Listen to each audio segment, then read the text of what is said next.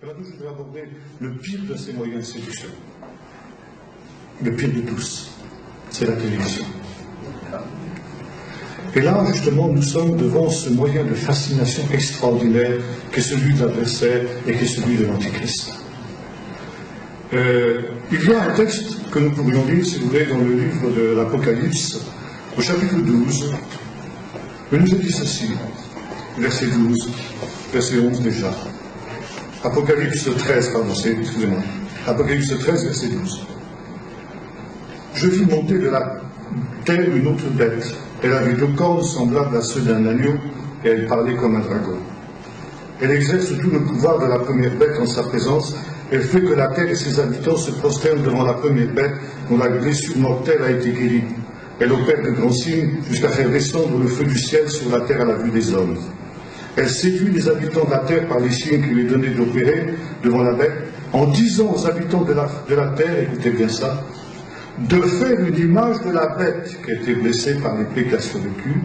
Il lui fut donné d'animer l'image de la bête, afin que l'image de la bête parle et fasse mettre à mort tous ceux qui ne se prosterneraient pas devant l'image de la bête. Une image qui bouge et une image qui parle. Ça n'existait pas à la télévision à l'époque de Jean.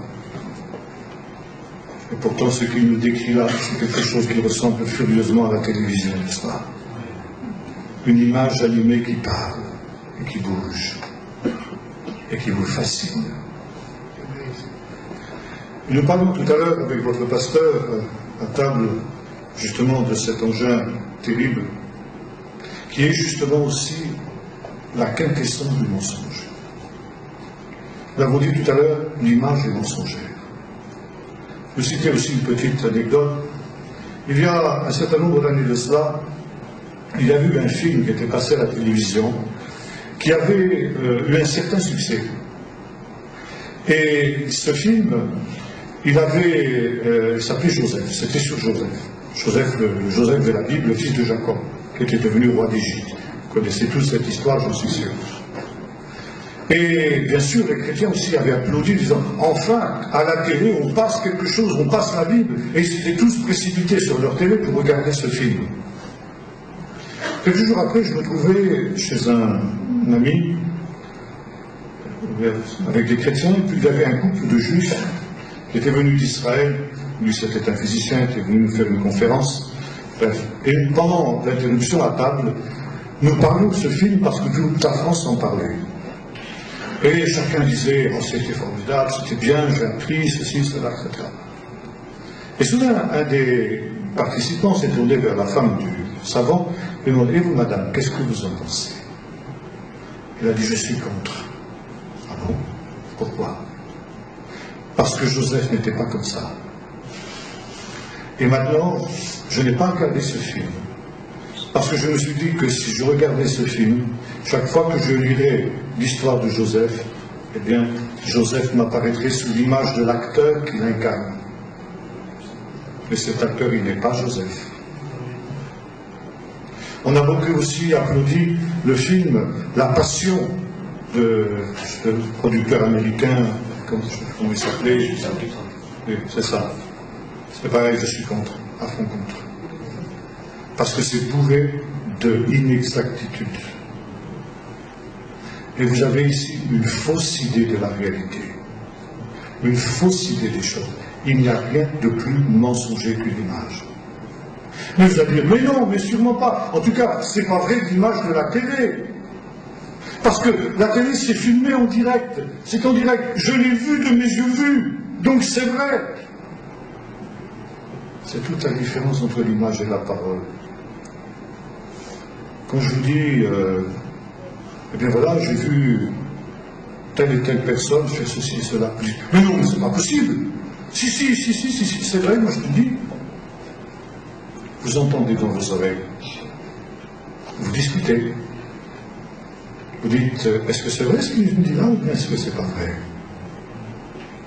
Et vous essayez de dire, il faut que je vérifie. Avant de croire à ça, il faut que je vérifie. Je vais recouper. Mais quand vous l'avez vu, alors là, il n'y a plus de discussion possible. Il n'y a plus de liberté possible. Je l'ai vu de mes yeux vus, donc c'est vrai. Et l'image joue là-dessus. Tu l'as vu? Tu as vu une photo? Et mon pauvre ami, tu ne sais pas que ta photo elle peut être truquée? Tu t'es pas posé la question de savoir si la photo était truquée? C'est tellement facile de truquer une photo, maintenant avec les ordinateurs. Je peux vous prendre en photo, et puis vous mettre par exemple sur un fond d'un désert, perdu là-bas, au fin fond du Sahara, où vous n'êtes jamais allé. Et regardez le frère Intel, il était au Sahara il y a 8 jours. Regardez la photo, et elle est là sur sa photo. Vous n'êtes jamais allé, et la photo a été manipulée, la photo a été truquée. Et la télévision ne fait que ça. Et alors vous avez l'impression, ah j'ai vu en direct. Je vais vous raconter une anecdote. Il y a quelques années de cela, au moment de la première guerre du Liban, j'avais vu des photos comme tout le monde, dans les journaux, pas dans la télévision, parce que je n'ai pas la télévision.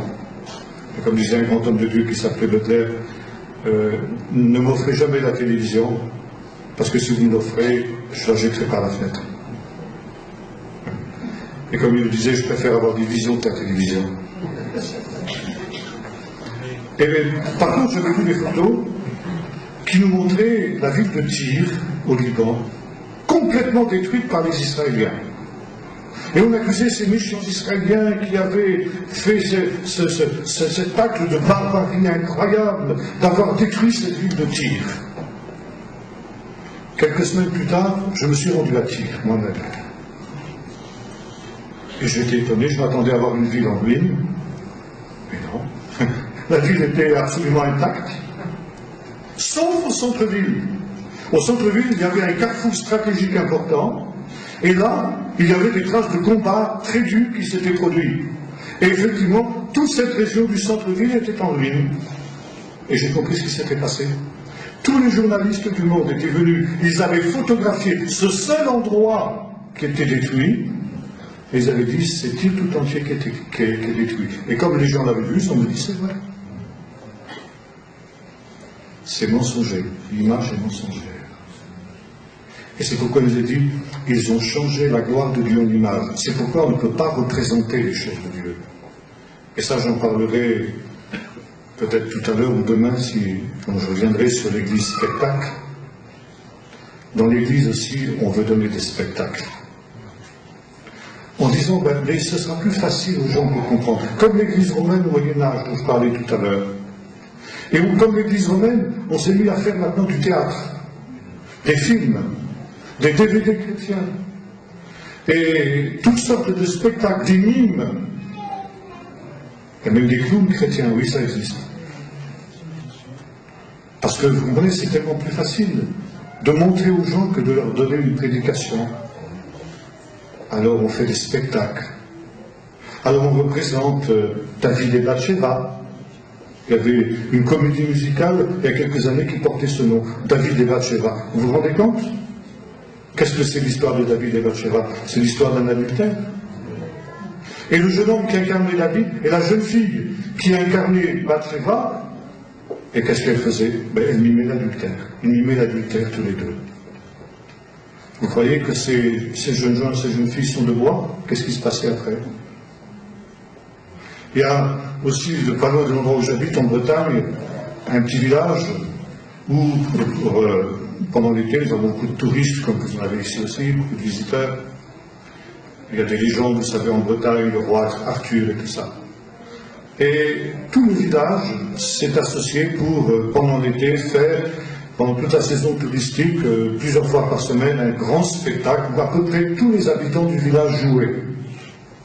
Au bout de 3 saisons, tous les couples avaient été désunis avec d'autres couples qui s'étaient reconstitués. Bien entendu.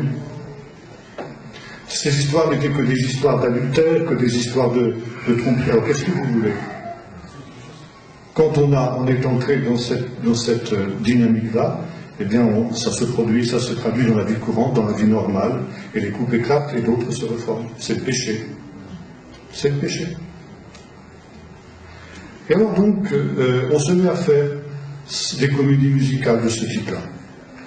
Nous disions tout à l'heure aussi, avec notre pasteur, quand nous étions à table, comment, dans une église, au moment de Noël, c'était l'an dernier, des jeunes chrétiens avaient mimé l'histoire de la femme adultère. Une jeune fille d'une quinzaine d'années, eh bien, représentait la femme adultère. Alors elle était vêtue comme une prostituée, bien sûr. Pour une jeune chrétienne. Ah, mais c'est une fiction, c'est pour représenter. Non, il y a des choses qu'on ne représente pas. Il y a des choses dont on peut parler, et il y a des choses qu'on ne représente pas. Et alors, voyez-vous, tout à fait au début de mon ministère, j'avais fait aussi une expérience. Vous avez tous entendu parler de ce grand homme de Dieu pour lequel j'ai beaucoup d'admiration, qui est David Wilkerson. David Wilkerson, au début de son ministère, a été amené, vous savez, à faire une œuvre magnifique au milieu des drogués à New York. Et cette histoire a été écrite dans un livre qui a été en bénédiction à des millions de personnes dans le monde entier, et il a été traduit dans toutes sortes de langues, ça s'appelle La Croix et le Poignard. Je ne sais pas s'il est encore édité, et si vous ne le connaissez pas et que vous pouvez le trouver, je vous le recommande, il n'est pas cher d'ailleurs, c'est un petit livre broché, et c'est très édifiant. Et puis après, certains ont eu l'idée de faire un film, à partir de l'histoire de David Wilkerson, qui s'appelait La Croix et le Poignard. Et au début, je n'avais pas encore, au début de mon ministère, je n'avais pas très bien réfléchi encore à ces choses que je vous le dis ce soir. Et comme beaucoup de pasteurs, je croyais aussi qu'on pouvait évangéliser par des images, par des films, par des choses comme ça. Nous étions associés avec d'autres et nous avions loué, j'étais pasteur à Vannes, le grand palais comment on appelle ça, le Palais des Arts, oui, le Palais des Arts. La plus grande salle de spectacle de Vannes. À peu près 2 000 à 3 000 personnes, à peu près, qu'on peut mettre là-dedans. Bon. C'était un pas de la foi, nous avions hésité beaucoup parce que ça coûtait quand même pas mal d'argent. Et on se demandait comment ça allait se passer. Et quand j'ai pris ma voiture pour me rendre au Palais des Arts ce soir-là, plus j'avançais, je voyais des foules compactes qui marchaient vers cet endroit. Nous ouvrons tous ces gens, et je me suis rendu compte qu'ils allaient au Palais des Arts. Quand je suis allé dans ce Palais des Arts, il était déjà plein à craquer. Et le capitaine des pompiers me dit, c'est vous qui êtes responsable de cette affaire? Je dis, oui. Monsieur, je vous préviens, s'il y a un problème ici, moi je ne réponds rien, parce qu'il y a trop de personnes. Il faut évacuer à peu près 400 à 500 personnes. Je dis, monsieur, je ne peux pas faire ça. Alors vous me signez une décharge, s'il y a un problème, c'est vous qui êtes responsable.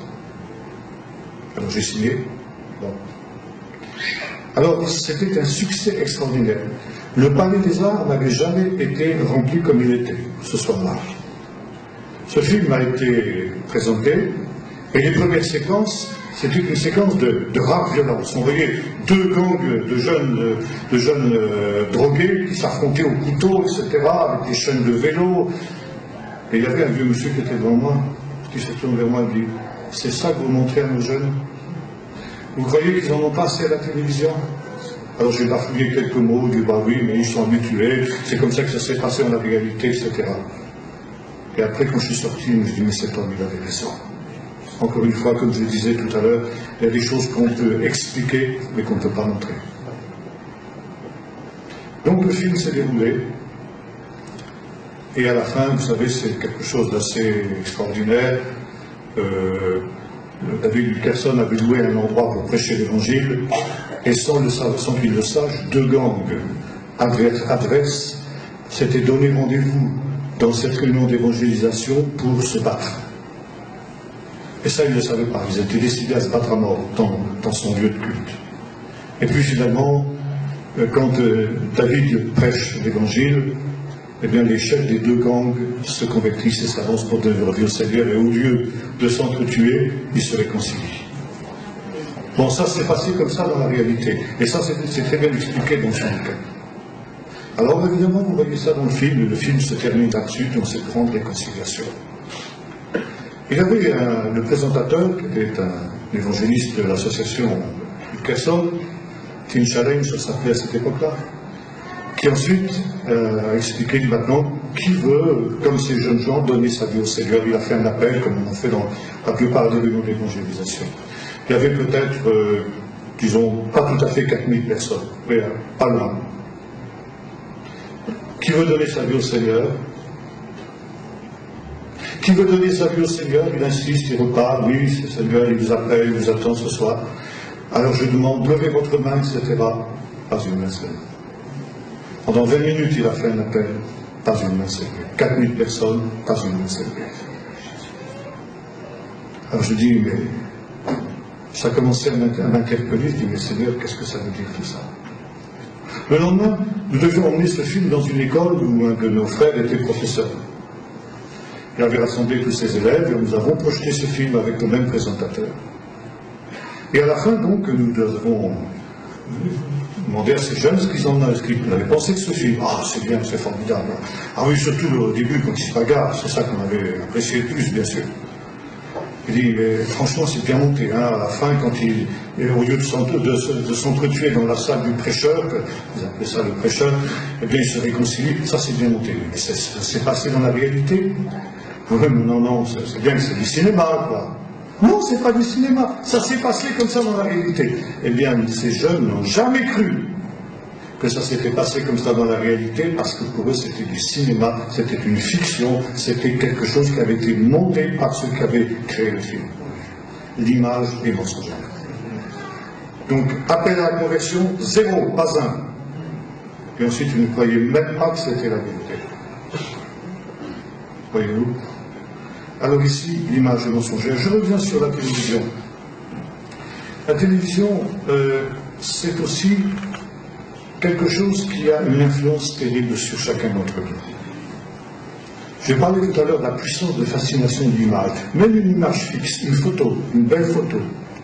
Je me souviens d'un garçon qui me disait qu'il avait une photo devant son lit, dans sa chambre, etc., qu'il a regardé souvent, qu'il s'imaginait qu'il était dans ce paysage merveilleux qui était là.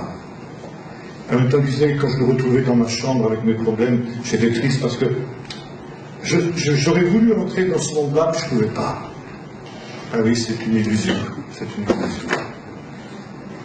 Et justement, l'image aussi la télévision est une marchande d'illusions. Une de nos sœurs, qui était infirmière, racontait comment elle s'est malade et mort en regardant sa télé. Jusqu'au dernier instant de sa vie, il était là, fasciné par cet engin. Au lieu de penser à Dieu dans ses derniers moments, c'était à ce spectacle qui était là. Et vous savez, il ne faut pas croire que nous sommes les uns les autres plus forts devant notre télé, devant l'image. Nous avons, je disais tout à l'heure aussi à votre pasteur, nous avons des amis en Israël que nous voyons assez rarement et qui sont des intoxiqués de télé. Et quand nous allons chez eux, pour souvent une fois par an, 1 heure ou 2 par an, ils n'ont même pas la prévoyance élémentaire de tourner le bouton de la télé et de l'éteindre. C'est bien que la conversation est quasi impossible. Alors, ça va oui, ça va. Pardon, vous disiez, et alors votre fille, ça va, qu'est-ce qui se passe? Oui, alors vous disiez, on ne peut pas. Vous êtes toujours attiré, votre regard instinctivement se tourne vers l'image, vers l'écran. C'est plus fort que vous. Vous avez beau lutter contre, c'est impossible. Il y a une fascination. J'avais fait une autre expérience du même ordre, si j'avais compris d'où venait ce phénomène, parce que à la télé, il faut que les choses changent constamment. On parle de zapper maintenant, on passe d'une chaîne à l'autre. Et pour que le téléspectateur ne s'ennuie pas, il faut que tous les 5 secondes, 10 secondes, 30, 40 secondes maximum, on change de séquence. Et en même temps, ça change de couleur, une couleur dominante. Je ne sais pas si vous avez fait attention. Alors, une première séquence, elle a une couleur dominante verte. 15 secondes après, c'est une couleur dominante rouge. 20 secondes après, c'est une couleur dominante bleue, etc. Et chaque fois que la couleur change, votre regard se tourne vers ça. C'est le pouvoir de fascination de l'image. Et vous ne pouvez pas la remettre en question. D'ailleurs, vous savez qu'une minute de télévision à la télé, de publicité à la télévision, ça coûte une fortune. Parce que les publicistes savent que, vu à la télé, ça vaut toutes les publicités du monde. 1 minute ou quelques secondes à la télé, ça vaut toutes les publicités du monde. Maman, achète-moi ça, parce que comme j'ai vu à la télé l'autre jour. Et vous avez souvent les publicités dans les supermarchés. Vous avez vu, par exemple, pour Noël, je sais pas, Superman, toutes ces bêtises-là. Il y a sur le paquet, vu à la télé. Vu à la télé. Donc, c'est du sérieux. Si c'est vu à la télé, c'est du sérieux. Une puissance de séduction, une puissance de conditionnement. Et le message qui est diffusé, même, ne parlons pas de la pornographie. Finalement, il y a dans la télévision, vous avez 3 mamelles essentielles, je dirais, de la télévision. La pornographie, la violence et l'occultisme. Mais même en dehors de cela, vous avez un message qui est diffusé sans même que vous en rendiez compte. Et ce message-là, vous l'absorbez. Il y a aussi ce qu'on appelle les images subliminales. Ça veut dire que vous avez une image qui passe une fraction de seconde. Et votre cerveau ne l'a même pas enregistrée. Vous êtes incapable de dire que cette image est passée à la télé. Mais votre œil l'a vue et votre œil l'a enregistrée. Et c'est dans votre subconscient. Et par exemple, si c'est une publicité pour n'importe quoi, pour une marque de dentifrice, quand vous allez aller chez votre marchand de dentifrice, instinctivement, vous allez demander cette marque-là parce qu'elle est entrée dans votre subconscient. Vous êtes conditionné à votre insu. Vous n'êtes plus libre. Vous êtes manipulé. Vous comprenez ce que ça veut dire. Vous êtes manipulé. Alors, cette puissance, elle se manifeste surtout sur les enfants. Et j'ai eu l'occasion de m'intéresser justement à l'influence de la télévision sur les enfants. L'enfant est beaucoup plus sensible que l'adulte. Il est beaucoup plus manipulable que l'adulte. Et les enfants, parfois des jeunes enfants, des enfants qui sont encore des nourrissons en quelque sorte, sont placés devant la télé. Et une puéricultrice de notre église qui visitait des familles justement avec des jeunes enfants disait qu'on voit de plus en plus de jeunes enfants en bas âge qui font des cauchemars la nuit, qui font des crises de panique parce qu'à la télévision ils voient des scènes d'horreur. Et les parents n'ont pas le réflexe de soustraire l'enfant justement à ce spectacle parce que il est trop petit, il ne comprend pas. Non, c'est vrai, il est trop petit, il ne comprend pas, et il enregistre. Et déjà, si vous voulez, son équilibre psychique, son équilibre interne est complètement perturbé. Et quand il est plus grand, alors à ce moment-là, la télévision agit sur lui comme une drogue. Aujourd'hui, de plus en plus, ce qui est terrible, avant, il y avait un poste de télévision par famille, si bien que les parents pouvaient encore plus ou moins contrôler ce qui passait. Aujourd'hui, des parents absolument inconscients, y compris dans le monde chrétien, laissent des postes de télévision à chaque enfant dans sa chambre. Sans contrôle. Ça veut dire que l'enfant peut regarder ce qu'il veut, les pires cochonneries, les pires abominations, des choses qui vont souiller son corps, qui vont souiller son âme, qui vont souiller ses yeux, qui vont souiller son esprit, et les parents ne cherchent même plus à contrôler ces choses. Tellement on est habitué. La télévision fait tellement partie de notre univers, de notre vie quotidienne, qu'on ne fait même plus attention. Oui, vous ne faites pas attention, mais il n'empêche que le message y rentre sans même que vous vous en rendiez compte. Et ceux qui avaient fait cette étude avaient remarqué que de plus en plus de mamans en particulier, qui ont des enfants un petit peu vifs, un petit peu turbulents, etc., se sont rendus compte que si cet enfant, quand il les embête trop, il suffit de mettre devant la télévision, il se calme. Il se calme pourquoi? Parce qu'il est fasciné par l'image. Alors là, vous savez, il y a aussi des études qui ont été faites qui montrent, si vous voulez, qu'on est bombardé à la télévision, comme au cinéma d'ailleurs, par je ne sais plus combien d'images à la seconde, quelque chose comme ça. Et des images, si vous voulez, qui touchent à votre émotionnel, à tout ce qui est les sentiments profonds de votre cœur, et qui sont finalement quelque chose que vous ne pouvez pas, dont vous ne pouvez plus vous soustraire, et qui vous poursuit. Et je ne sais pas si vous avez fait cette expérience, que vous avez vu un film qui vous a profondément marqué, vous êtes dans un état second pendant plusieurs heures, voire parfois plusieurs jours. Est-ce que vous avez remarqué ça? Parce que justement, il y a ce bombardement des images qui est là, et qui fait que vous êtes conditionné. Et la télévision, en particulier, agit sur l'enfant comme une drogue. Ça veut dire comme l'héroïne, comme toutes les drogues possibles et imaginables. Et l'enfant, justement, devient un drogué de télé. Un enfant qui, d'abord, ne sait plus s'amuser. Avant, nous n'avions pas de télé, je n'ai jamais eu de télé chez moi, mes parents n'en ont jamais voulu. J'en ai jamais vu chez moi. Et mes enfants n'en veulent pas non plus, n'en ont pas chez eux. Comme d'ailleurs 10 à 12% de Français, pas tous chrétiens, mais des Français qui ont fait leur calcul historique, ceux qui veulent rester des hommes libres et qui ont réalisé que la télévision les empêche de rester des hommes libres. Et par conséquent, ces gens qui sont, si vous retirez l'enfant, si vous le sevrez de télé, il va faire les mêmes réactions qu'un drogué qui est sevré de drogue. Vous savez, ce sont des crises terribles, paraît-il. Ceux qui ont été drogués et qui sont sevrés de leur drogue, comme par exemple aussi ceux qui sont sevrés de tabac, c'est un peu le tabac aussi, c'est un peu une drogue, eh bien, il leur faut du temps pour retrouver un équilibre. L'enfant auquel vous coupez sa télé, après l'avoir intoxiqué de télé, il va avoir les mêmes réactions.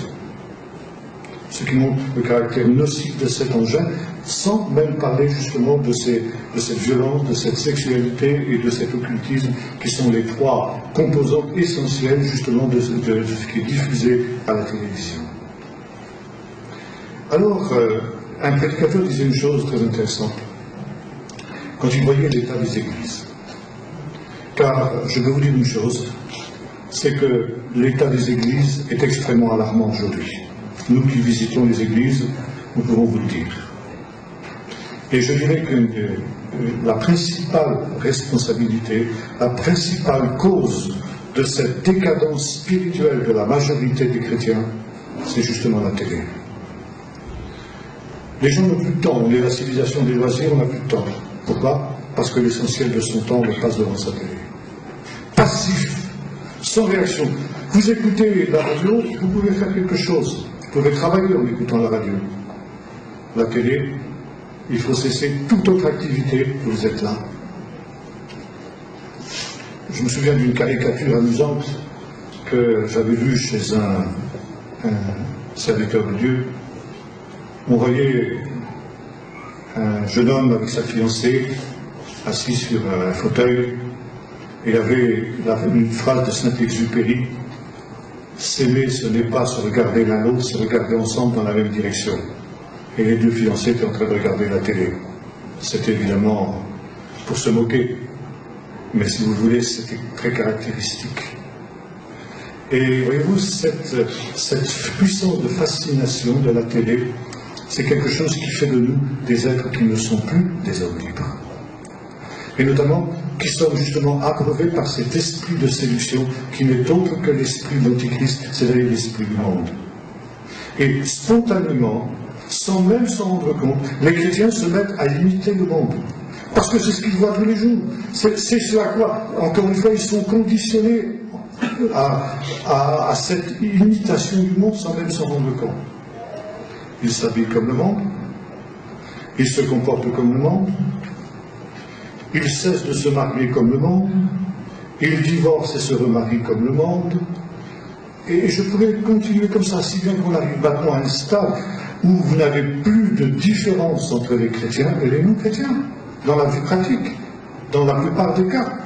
On a la même musique que celle que vous entendez à la télé, vous la retrouvez dans les églises. Vous retrouvez exactement les mêmes comportements, les mêmes attitudes que celles, justement, vues à la télé. Seulement, cet esprit-là n'est pas l'esprit de Dieu. Vous avez... ce pasteur disait ceci: qu'est-ce que vous voulez que je fasse? Moi, je prêche aux chrétiens de mon église 3 heures par semaine maximum.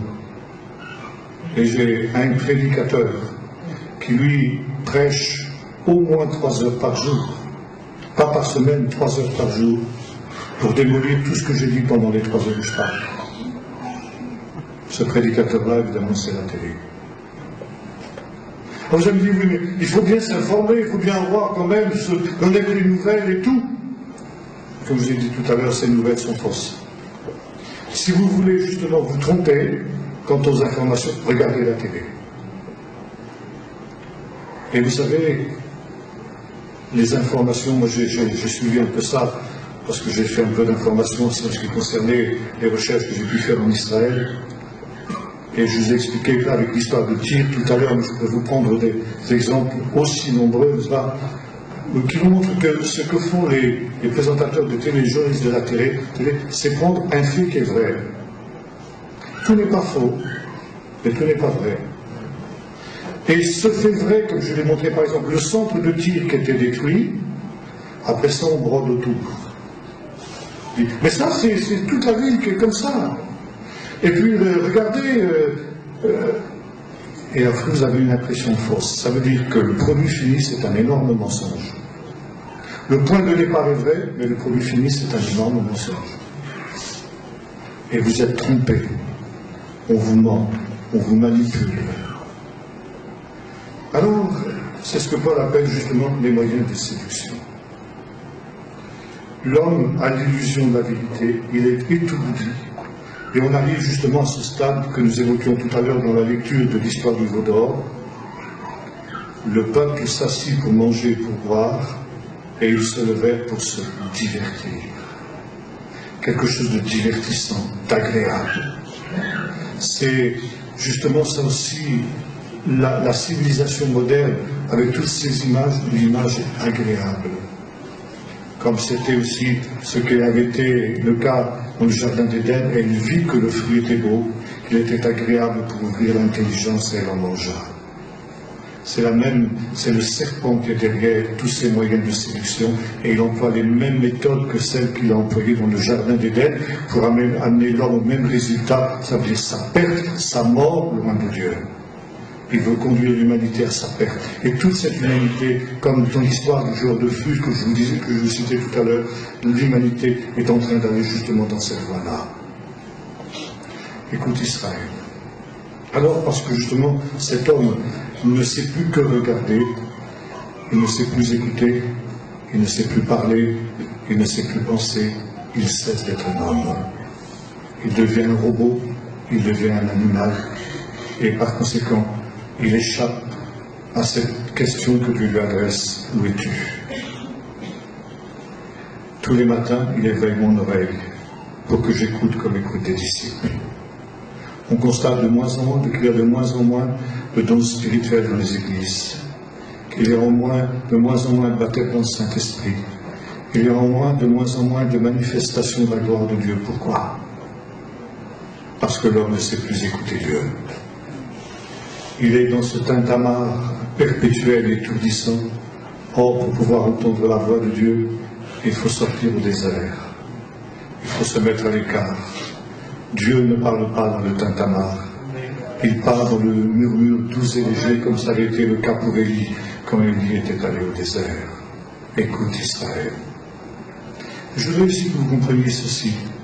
Ce n'est pas simplement parce que je me plais à jouer les rabat-joie, ou bien parce que, à mon âge, j'ai la nostalgie du bon vieux temps. Non, ce n'est pas ça. C'est parce que c'est une question de vie ou de mort. C'est une question de vie ou de mort pour nos églises, c'est une question de vie ou de mort pour chacun d'entre nous. Parce qu'encore une fois, Dieu est parole. Et la foi vient non pas de ce que l'on voit, mais la foi vient de ce que l'on entend. Le Seigneur ne guérit pas par la vue, il guérit par la parole. Sois guéri. Et en un instant, les paralytiques se mettaient à marcher, les aveugles se mettaient à voir, les lépreux étaient purifiés par la parole du Seigneur. C'est par la parole que le Seigneur accorde son pardon. C'est par la parole que le Seigneur permet qu'un pécheur naisse de nouveau. C'est par la parole que Dieu permet que nous progressions dans la sanctification. Je serre ta parole dans mon cœur pour ne pas pécher contre toi, disait le psalmiste. Or, aujourd'hui, justement, on abandonne la parole de Dieu. Parce qu'on n'est plus capable d'écouter la voix de Dieu. Et encore une fois ici, je disais tout à l'heure, c'est une question de vie ou de mort. Et c'est une question de vie ou de mort, d'autant plus gravement qu'encore une fois, on n'est pas conscient de nos chaînes. Et chacun d'entre nous, à un degré ou à un autre, est conditionné de cette manière. Si tu dis que tu ne l'es pas, alors c'est que tu n'es même pas conscient, c'est que ta situation est encore plus grave.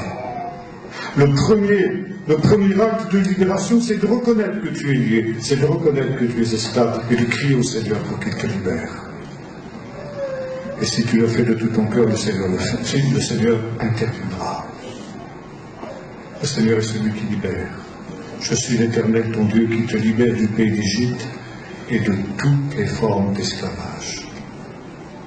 Et Dieu veut que nous soyons des hommes libres. Laisse aller mon peuple afin qu'il me serve. Et le peuple d'Israël avait dû sortir au désert pour trouver cette liberté, pour pouvoir entendre la voix de Dieu et pour pouvoir se mettre en route vers le pays de Canaan. Ceux qui étaient restés en Égypte sont morts avec les Égyptiens. Aujourd'hui, il y a une question qui se pose et je terminerai là-dessus. Est-ce que tu aimes l'Égypte? Est-ce que tu aimes les chaînes dorées de l'Égypte? Vous savez qu'à plusieurs reprises, les Israélites ont eu la tentation de retourner en Égypte. Ils préféraient l'esclavage à la liberté. Il y a des gens qui préfèrent l'esclavage à la liberté. Est-ce que tu aimes tes chaînes et tu n'as pas envie d'être libéré? Alors tu subiras le sort des Égyptiens. Quand le Seigneur frappera l'Égypte, ça veut dire ce monde pécheur de ses jugements, tu seras jugé avec eux. Et c'est pourquoi le Seigneur disait à cette église dans le livre d'Apocalypse, sortez du milieu de mon peuple, pour que vous n'ayez pas de part à ces fléaux et que vous n'ayez pas de part à ce jugement. Sortir pour aller vers la liberté.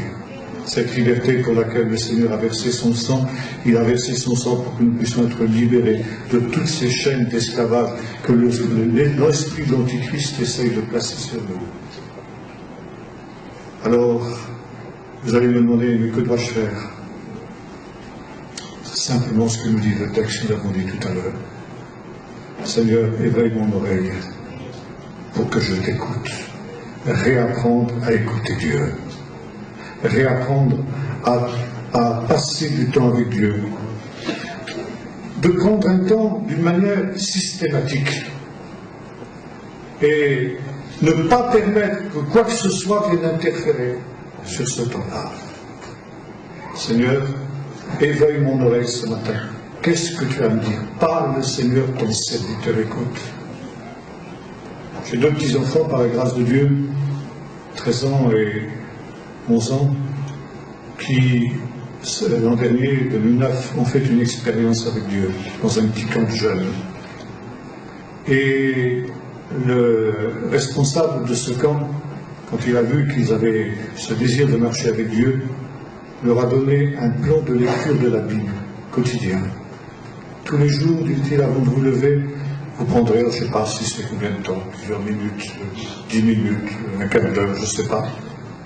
Et voilà, vous lirez ce texte, vous prierez, il y a même, je crois, une bougie qui est là pour marquer le temps, pour savoir, je ne sais pas combien de temps, pour être sûr que c'est un temps à part, c'est un temps consacré au Seigneur, c'est un temps où on écoute la voix de Dieu.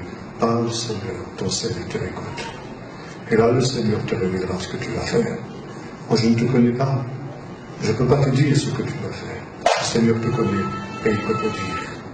Il te dira, eh bien voilà, dans tel et tel domaine, sépare-toi de cela. Si ton œil est pour toi une occasion de chute, arrache-le et jette-le loin de toi. Il vaut mieux que tu entres dans la vie aveugle ou borgne, plutôt que tout ton corps ne périsse dans la géhenne du feu. Si ta main pour toi une occasion de chute, coupe-la, jette-la loin de toi, etc. Le Seigneur montrera peut-être des choses comme ça. Alors évidemment, ce n'est pas toujours facile, mais il y a une joie. Une joie quand on entend la voix de Dieu. La joie de savoir que c'est pour la liberté que Dieu nous appelle. Nous sommes appelés à la glorieuse liberté des enfants de Dieu. Alors voilà, je voudrais simplement terminer ce soir en vous exhortant, comme je disais tout à l'heure, à être des disciples. Pas simplement des adhérents, pas simplement des adeptes du Seigneur, mais des disciples. de ceux qui veulent être comme leur maître, car tout disciple accompli sera comme son maître. Et si Jésus, comme le dit le texte du prophète Isaïe que nous avons lu tout à l'heure, chaque jour se mettait à l'écoute de son Père, alors à combien plus forte raison nous devons aussi nous mettre à l'écoute du Seigneur, à l'écoute de sa voix, à l'écoute de sa parole, à l'écoute de son enseignement, pour que nous devenions aussi des disciples accomplis, des disciples que le Seigneur pourra aimer comme il le faisait de Jean, le disciple préféré, celui qui était couché sur le sein de Jésus le soir de la dernière Pâque et qui était justement dans l'intimité de Dieu, dans l'intimité du Père. Seule cette intimité nous permettra de tenir ferme dans les temps de séduction et d'apostasie qui viennent aujourd'hui.